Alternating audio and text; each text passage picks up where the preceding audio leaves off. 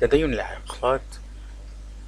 الأستاذ العقاد كان مؤمنا بالله كل الإيمان، لا عن وراثة فقط بل عن شعور وتأمل وتفكير طويل، فقد نشأ بين أبوين شديدي التمسك بالدين لا يهملان فريضة من الفرائض اليومية، وقد فتح عينيه على الدنيا فوجد أباه يستيقظ قبل الفجر ليؤدي الصلاة ويبتهل إلى الله بالدعاء، ولا يزال في مصلاه إلى ما بعد طلوع الشمس، فلا يتناول طعام الإفطار حتى يفرغ من أداء الفرض والنافلة وتلاوة الأوراد. رأى والدته في عنفوان شبابها تؤدي الصلاة الخمس وتصوم وتطعم المساكين، وقلما ترى النساء مصليات أو صائمات قبل الأربعين، ونظر بين أقاربه من لا يسمى باسم من أسماء النبي وآله سواء منهم رجال أو نساء، وكانت تقام في بيت أخواله ندوات القراءة للكتب الدينية، ومنها مختارات الأحاديث النبوية وكتب التفسير وإحياء علوم الدين الغزالي.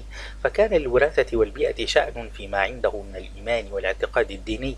وأما الإيمان بالحس والشعور فذلك أن مزاج التدين ومزاج الأدب والفن يلتقيان في الحس والتصوير والشعور بالغيب وعظمة خالق الكون، وهو كعالم مفكر يرى الإيمان بالتفكير والوصول بالعقل إلى معرفة الله هي أسمى درجات الإيمان.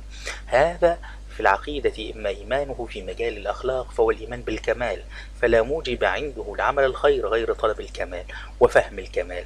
وأما إيمانه بالأدب فهو أنه رسالة عقل إلى عقل، أو عقل إلى عقول، ووحي خاطر إلى خواطر.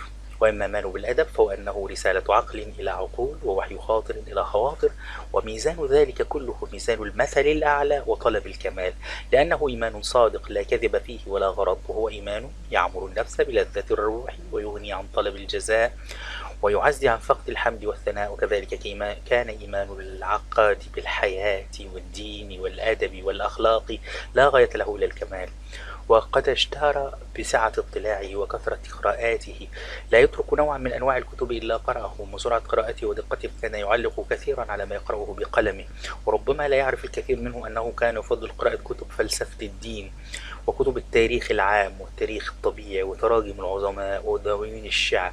وقد قال: إنني أقرأ هذه الكتب وأعتقد أن العلاقة بينها متينة وإن كانت تفترق في الظاهر، إذ تؤدي جميعا إلى توسيع أفق الحياة أمام الإنسان. فكتب الفلسفة الدينية تبين إلى أي حد تمتد الحياة قبل الولادة وبعد الموت. وكتب التاريخ الطبيعي تبحث في أشكال الحياة المختلفة وأنواعها المتعددة. وتراجم العظماء معرض لأصناف عالية من الحياة القوية البارزة.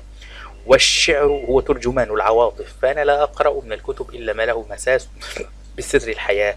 ولكن ما هو سر الحياة؟ إنني أعتقد أن الحياة أعم من الكون، وأن ما يرى جامدا من هذه الأكوان أو مجردا من الحياة إن هو إلا أداة لإظهار الحياة في لون من الألوان أو قوة من القوى، والحياة دائمة أزلية لا بداية لها ولا نهاية. فإذا كنت تستطيع أن تعرف سر الله عرفت الحياة، ولكننا مطالبون بأن نحفظ لأنفسنا في هذا المحيط الذي لا نهاية له أوسع دائرة يمتد إليها شعورنا وإدراكنا. والكتب هي وسائل الوصول لهذه الغاية، والنوافذ التي تطل على حقائق الحياة ولا تغني النوافذ عن النظر. ومن جهة أخرى فإن الكتب طعام الفكر